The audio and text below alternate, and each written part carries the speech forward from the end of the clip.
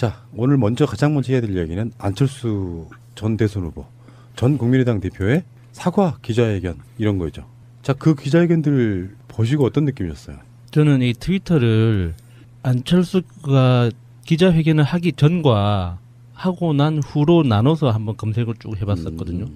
그래서 3시 반에 한다는 소식을 들었을 때 과연 무슨 말을 할까 곰곰이 생각하다가 안철수 입장을 생각해보면 사실 앞으로 가면 떨어져 죽고 뒤로 가면 맞아 죽고 가만히 있으면 말라 죽을 상황인데 도대체 이 상황에서 그러니까 어떤 말을 해도 자기한테 득될 게 하나도 없는데 과연 무슨 말을 내놓을까 궁금했었거든요. 근데 결국에는 아니나 다를까 아무 말도 안 하더군요.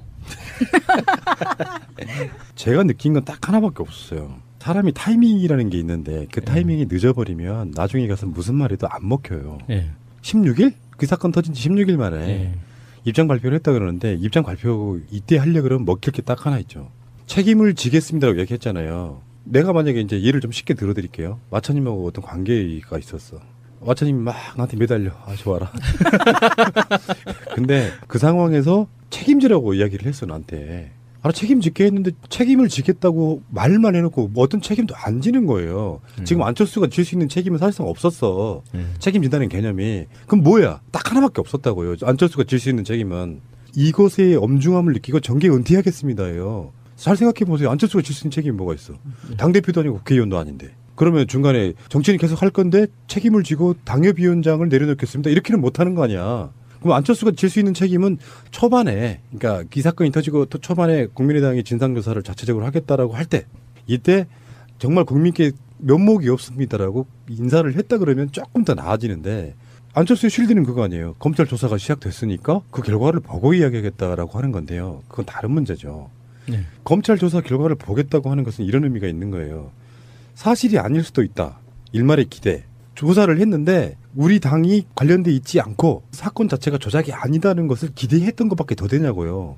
실제로 검찰이 수사를 시작했다는 거. 근데 이제 와서 정치적 책임을 지겠다고 동원된 수사들은 굉장히 화려합니다. 새정치인의 어쩌는 이야기를 하지만 결론적으로 말해서 정말 알맹이 없는 기자회견일 수밖에 없는 게 구체적으로 어떻게 책임지겠다는 게 없어요. 맞아요. 그것이 가장 큰 문제죠, 일단은. 지금 어떠한 직책을 가지고 있는 상태도 아닌데 계속 책임지겠다는 얘기만 하고 근데 책임질 일 있으면 책임지겠습니다라고 말을 할 때 굉장히 신경질적인 그런 모습을 봤거든요.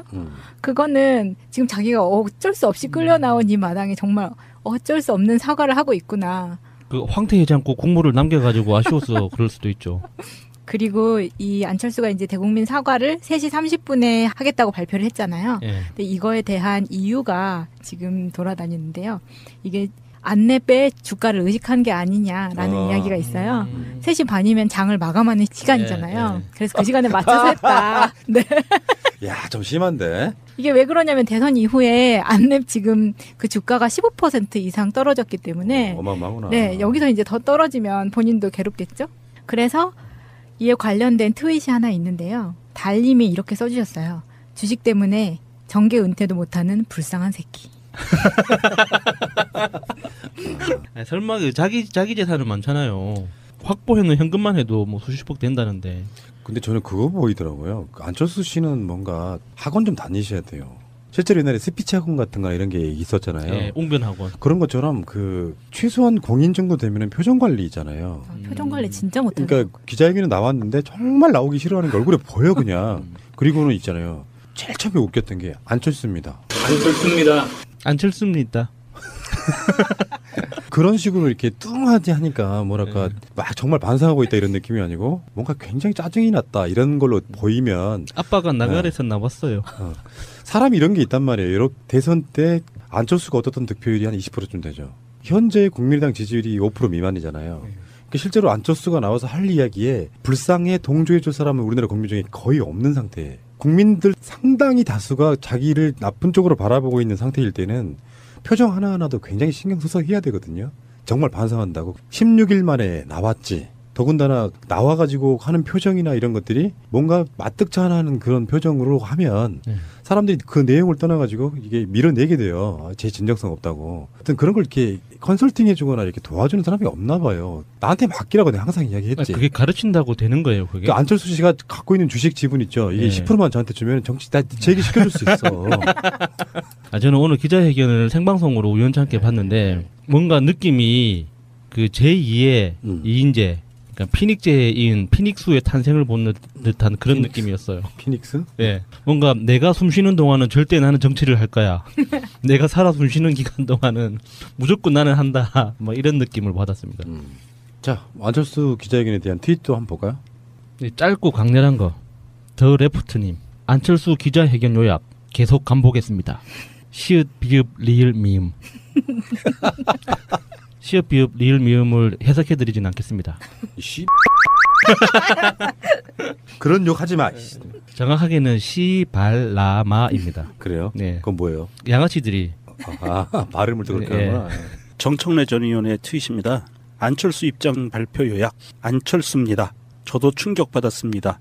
국민께 사과드립니다. 법원 판단 존중합니다. 당도 진상규명에 협조해야 합니다. 책임질 일은 책임지겠습니다. 성찰의 시간 갖겠습니다. 어떤 책임을 질지는 아직 결정된 게 없습니다. 끝입니다. 그러네. 역시 정청래 의원은 코알을 알아. 언론용어로 야마를 잡으죠. 제가 시간을 봤는데요. 3시 29분에 안철수가 입장을 해서 3시 30분에 정확하게 시작을 하더라고요. 그리고 기자 질의응답 끝나니까 9분이 됐어요. 예, 거의 10분 정도. 예, 9분에서 10분 정도 간 건데 저는 이런 경천동지할 사건이잖아요. 이거는 민주적 헌정질서 위배, 정당법 위반, 뭐 형법 위반, 뭐 기타 등등 여러 가지 범죄에 연루돼 있는 거에 대한 총책임자의 기자회견이었잖아요. 근데 기자 새끼들이 한 3-4명밖에 질문을 안 해요. 5명이 안 넘더라고요. 보니까 내용도 없었어요. 내용도 없었어요. 기자들 자격이 있는 건가요? 그러면은 그 기자들은 그 수십 명의 기자들이 거기에 있었는데 그 안철수가 하는 내용을 듣고 다 알아들었다는 얘기인 건가요? 뭐 좋게 해석하면은 기자들이 이런 얘기 할 줄 알았어. 별로 궁금한 거 없어 이런 거고. 그중에 기자 중에 한 명이 정계은퇴 같은 건 질문을 하는데 거기 이제 뻔한 말로 대응을 했고요. 꼭 거쳐야 될 어떤 과정 속에 더 이상 미루다가는 정말 젖되겠네 하고 나온 거라고 보고 그걸 요식행위라고 하죠. 황태국이라도 편하게 먹고 싶은 마음인 거죠. 무슨 말인지 못 알아들으실 청취자분들께 설명해 주세요. 왜 황태국입니까? 그 며칠 전에 강원도 어디 속초라고 했어요? 예, 속초. 예, 속초 어떤 한 식당에서 황태 해장국을 먹는 장면이 그 네티즌에 의해서 포착이 됐는데 그게 이제 진짜냐 아니냐 가지고 진실 공방이 많았어요. 근데 얼굴 가리고 있었지. 예, 손으로. CCTV 분석 결과 안철수 전 후보였다는 게 확인이 됐죠. 그리고 이렇게 코를 푸는 장면이었는데 이 팔에 있는 점과 시계가 일치했어요. 그 100%다. 핏빛. 네가 지금 맛집 찾아다닐 때냐. 근데 뭐 어디 잠깐 뭐 시키러 갔다가 뭐 밥을 먹으러 들렀을 수는 있겠죠. 잠깐만 그 이야기 한번 해볼까요? 안철수는 어떻게 될까요? 끝났다고 봅니다. 기자회견이 끝났죠? 끝났다고 봐요? 기자회견도 끝났고 안철수의 정치 인생도 당분간 한 2-3년간은 이제 아무런 약발이 없을 거예요. 그건 끝나지 않은 거죠. 2-3년이라고 표현하면 안 되지. 그러니까 제가 2-3년이라고 표현한 건 앞으로 내년도 지방선거 과정에서 이 안철수라는 이름을 가지고 얼마만큼 활용할 수 있는 여지가 있느냐에 따라서 결정되는 거죠. 그러니까 안철수 자신이 뭔가 할 수 있는 거는 오늘부로 끝난 거예요. 사주학적으로 안철수를 생년월일 시를 모르기 때문에 설명할 수는 없는데 사주학적으로 만약에 정말 맞는 사주라고 하면 이렇게 될 것 같아요. 초년운도 괜찮았고요. 중년운도 정말 괜찮았는데 말년운에 손재수까지는 아니고 구설수에 오르는 과정 속에 관운은 없는 사람. 그렇게 보는 게 실제 안철수가 승승장구했잖아요. 근데 우리 잘 생각해 보면은 자기 분야에서도 사실 일가를 잃었고 정치권에 와서도 평론가들이 하는 이야기 중에는 안철수가 사실상의 3당 체제를 만들면서 사실상 양당제 국가에서 혁명적인 걸 이뤘다 이렇게 얘기하는데 나는 그게 안철수가 대단한 정치 아젠다 갖고 그랬다고 생각하지는 않고요. 그 당시에 정치의 그 묘한 역학관계들이 얽히면서 그렇죠. 그냥 얻어 걸린 뭐 이런 케이스라고 보는데 거기에 이제 도취돼가지고 40석 가진 정당이 정권 잡는 건 사실상 불가능해요. 그러니까 자기 수준에 맞게 그 수준에 맞는 득표율을 좀 더 올리고 나서 정치적 자산으로 삼으면 되는 선거였단 말이야. 근데 정말 안철수의 승리라고 말하려 그러면 총선 때 40석이 아니라 120석을 가져갔어야지. 그러면 안철수의 승리죠. 틈새 시장에 끼어들어가지고 제3당이 됐다는 것이 안철수한테 대단한, 저는 그렇게 바라보지 않는 거거든요. 예.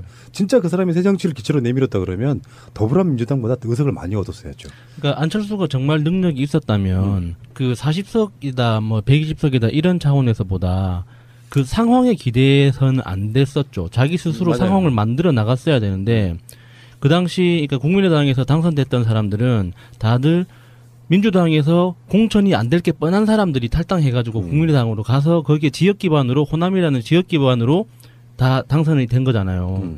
그러니까 호남 지역 의원들이 정치적인 목적으로 안철수를 이용해서 국민의당이라는 맞습니다. 네. 세력이 형성된 거지 안철수라는 어떤 개인이 리더십을 가지고 그 세력을 만들어낸 게 아니거든요.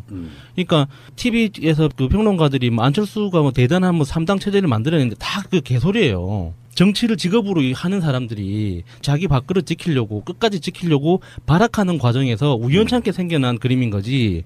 그게 무슨 정치적인 뭐 비전이나 미션이 있어가지고 자기가 이루고자 하는 정치적 그림이 있어서 안철수가 그걸 만들어낸 건 아니거든요. 가장 하지 말아야 될 가장 비열한 수로 그 지역 기반의 정치인들이 정치적으로 살아남으면서 예. 안철수를 이용해 먹은 그 네. 사건인데 네. 안철수는 착각하고 있는 거예요. 내가 새정치의 새로운 바람을 일으켰기 때문에 나는 대단히 위대한 사람이야라고 종편들이 엄청 빨아줬죠. 예. 그렇다 보니까 그 착각 속에 있다가 대선을 이길 수 있을 거라고 보는 결정적인 사례가 제가 문준용 씨 특혜 취업 제보 조작 사건에 있어서 그들이 그런 꿈을 꾸게 된 계기가 바로 안철수가 문재인 후보를 일시적으로 한번 이겼다라는 말도 안 되는 여론조사 결과가 나왔을 네. 때 그때부터 이미 이제 눈에 뵈는 게 없었던 거죠. 한번 따먹어 봤어요. 그러니까 이런 거 있잖아. 점프력이 엄청 떨어지는 사람이 점프를 했더니 감이 하나 한번 잡아봤어. 한번 손으로 이렇게 감의 그 매끈거리는 느낌을 보고 나니까 저걸 내가 딸 수 있겠다고 생각을 하고 계속 뛰었던 거예요. 약간 반칙을 이용해서. 네. 그러니까 지금 안철수 씨는 제가 만약에 안철수의 정치 컨설턴트라면 그렇게 하겠어요. 예전에 뭐 김수민이나 뭐 박선숙이나 그 사람들 그 사건이 있었잖아요. 그거는 이제 검찰이 무리한 기소를 했다는 부재 나오고 그러면서 그런 과정에서 자기가 당대표를 사퇴한 적이 있다. 그래서 나는 항상 책임을 지는 정치를 해왔다. 이렇게 이야기를 하지 않습니까? 근데 사실은 그때 당시에 보면요. 어차피 대선 후보로 나가기 위해서 당대표를 내려놔야 되는 시점이었어요. 잘 생각해보면. 맞아요. 대선 후보가 당대표를 겸하는 경우는 사실 우리나라 정당 문화에서 거의 없잖아요. 그런 과정을 거치면서 뭐 대단한 거나 한 것처럼 이야기를 해왔었고 던질 땐 진짜 던지는 거는 그런 식으로 당대표 꼼수로 내려놓는 것이 아니고 진심으로 하면 된다니까요. 좀 시간이 걸릴지 모르겠지만 정말로 죄송하게 생각합니다. 상대방이라는 게 이제 일단 국민들 또는 이제 직접 피해 당사자인 사람들한테 나 같으면 이렇게 할 것 같아. 그 사건 때문에 정말로 미안했다라고 사건 터진 지 얼마 안 됐을 때 더불어민주당도 찾아가고 그리고 그 앞에서 죄송하다고 고개 숙여서 인사하고 그리고 오늘 기자회견 보니까 진짜 기분 나쁜 거 하나 있었어. 직접적인 피해자인 문재인, 문준용에 대해서는 피해 입으신 그분들께란 표현으로 그냥 예. 퉁치고 지나가더라고. 당사자라고 해요. 당사자. 그거에 대해서 트윗에서 정말 욕하는 분들 많아요. 이번 사건으로 심적 고통을 느꼈을 당사자에게도 사과드립니다. 그렇게 하면 진정성이 없어요. 보통 여자분들 그러잖아요. 자기가 잘못했어? 그럼 뭐라 그래요? 뭘 잘못했는데? 그렇게 구체적으로 이야기를 해줘야 된다. 그렇죠. 다 이렇게 말하면. 근데 뭘 많이 잘못했다 당해봐서 그러면 잘 알아죠. 알면서 그래 이렇게 나오잖아요. 구체적으로 잘못했다 그러면. 네가 잘못한 걸 모른단 말이야? 예. 16일? 그 사건 터진 지 16일 만에 예. 입장 발표를 했다 그러는데 입장 발표 이때 하려 그러면 먹힐 게 딱 하나 있죠. 책임을 지겠습니다라고 얘기했잖아요. 내가 만약에 이제 예를 좀 쉽게 들어드릴게요. 마차님하고 어떤 관계가 있었어. 마차님이 막 나한테 매달려. 아, 좋아라. 근데 그 상황에서 책임지라고 이야기를 했어, 나한테. 아, 책임질게 했는데 책임을 지겠다고 말만 해놓고 뭐 어떤 책임도 안 지는 거예요. 지금 안철수가 질 수 있는 책임은 사실상 없었어. 책임진다는 개념이. 그럼 뭐야? 딱 하나밖에 없었다고요. 안철수가 질 수 있는 책임은. 이것의 엄중함을 느끼고 정계 은퇴하겠습니다예요. 잘 생각해 보세요. 안철수가 질 수 있는 책임이 뭐가 있어? 당대표도 아니고 국회의원도 아닌데. 그러면 중간에 정치는 계속 할 건데 책임을 지고 당협위원장을 내려놓겠습니다. 이렇게는 못하는 거 아니야. 그럼 안철수가 질 수 있는 책임은 초반에, 그러니까 이 사건이 터지고 또 초반에 국민의당이 진상조사를 자체적으로 하겠다라고 할 때, 이때 정말 국민께 마당이 정말 어쩔 수 없는 사과를 하고 있구나. 그 황태해장국 국물을 남겨가지고 아쉬워서 그럴 수도 있죠. 그리고 이 안철수가 이제 대국민 사과를 3시 30분에 하겠다고 발표를 했잖아요. 예. 근데 이거에 대한 이유가 지금 돌아다니는데요. 이게 안내배 주가를 의식한 게 아니냐라는 이야기가 있어요. 3시 반이면 장을 마감하는 시간이잖아요. 그래서 그 시간에 맞춰서 했다. 네. 야, 좀 심한데. 이게 왜 그러냐면 대선 이후에 안랩 지금 그 주가가 15% 이상 떨어졌기 때문에 어마어마하구나. 네, 여기서 이제 더 떨어지면 본인도 괴롭겠죠. 그래서 이에 관련된 트윗이 하나 있는데요. 달님이 이렇게 써주셨어요. 주식 때문에 정계 은퇴도 못하는 불쌍한 새끼. 아니, 설마 그 자기 재산은 많잖아요. 확보해놓은 현금만 해도 뭐 수십억 된다는데. 근데 저는 그거 보이더라고요. 안철수 씨는 뭔가 자 오늘 가장 먼저 해야 될 이야기는 안철수 전 대선 후보, 전 국민의당 대표의 사과 기자회견 이런 거죠. 자, 그 기자회견들 보시고 어떤 느낌이셨어요? 저는 이 트위터를 안철수가 기자회견을 하기 전과 하고 난 후로 나눠서 한번 검색을 쭉 해봤었거든요. 그래서 3시 반에 한다는 소식을 들었을 때 과연 무슨 말을 할까 곰곰이 생각하다가 안철수 입장을 생각해보면 사실 앞으로 가면 떨어져 죽고 뒤로 가면 맞아 죽고 가만히 있으면 말라 죽을 상황인데 도대체 이 상황에서 그러니까 어떤 말을 해도 자기한테 득될 게 하나도 없는데 과연 무슨 말을 내놓을까 궁금했었거든요. 근데 결국에는 아니나 다를까 아무 말도 안 하더군요. 제가 느낀 건 딱 하나밖에 없었어요. 사람이 타이밍이라는 게 있는데 그 타이밍이 늦어버리면 나중에 가서 무슨 말해도 안 먹혀요. 학원 좀 다니셔야 돼요. 실제로 옛날에 스피치 학원 같은 거 이런 게 있었잖아요. 예, 웅변학원. 그런 것처럼 그 최소한 공인 정도 되면은 표정 관리잖아요. 표정 관리 진짜 못하죠. 그러니까 기자회견에 나왔는데 정말 나오기 싫어하는 게 얼굴에 보여 그냥. 그리고는 있잖아요. 제일 처음에 웃겼던 게 안철수입니다. 안철수입니다. 안철수입니다. 그런 식으로 이렇게 뚱하지 하니까 뭐랄까 막 정말 반성하고 있다 이런 느낌이 아니고 뭔가 굉장히 짜증이 났다 이런 걸로 보이면 아빠가 나가래서 나왔어요. 사람이 이런 게 있단 말이에요. 이렇게 대선 때 안철수가 얻었던 득표율이 한 20%쯤 되죠. 현재 국민의당 지지율이 5% 미만이잖아요. 그러니까 실제로 안철수가 나와서 할 이야기에 불쌍해 동조해 줄 사람은 우리나라 국민 중에 거의 없는 상태예요. 국민들 상당히 다수가 자기를 나쁜 쪽으로 바라보고 있는 상태일 때는 표정 하나하나도 굉장히 신경 써서 해야 되거든요. 정말 반성한다고 16일 만에 나왔지. 더군다나 나와가지고 하는 면목이 없습니다라고 인사를 했다 그러면 조금 더 나아지는데 안철수의 쉴드는 그거 아니에요. 검찰 조사가 시작됐으니까 그 결과를 보고 이야기하겠다라고 하는 건데요. 그건 다른 문제죠. 네. 검찰 조사 결과를 보겠다고 하는 것은 이런 의미가 있는 거예요. 사실이 아닐 수도 있다. 일말의 기대. 조사를 했는데 우리 당이 관련돼 있지 않고 사건 자체가 조작이 아니다는 것을 기대했던 것밖에 더 되냐고요. 실제로 검찰이 수사를 시작했다는 거. 근데 이제 와서 정치적 책임을 지겠다고 동원된 수사들은 굉장히 화려합니다. 새정치인의 어쩌는 이야기를 하지만 결론적으로 말해서 정말 알맹이 없는 기자회견일 수밖에 없는 게 구체적으로 어떻게 책임지겠다는 게 없어요. 맞아요. 그것이 가장 큰 문제죠, 일단은. 지금 어떠한 직책을 가지고 있는 상태도 아닌데 계속 책임지겠다는 얘기만 하고 근데 책임질 일 있으면 책임지겠습니다라고 말을 할 때 굉장히 신경질적인 그런 모습을 봤거든요. 그거는 지금 자기가 어쩔 수 없이 끌려 나온 이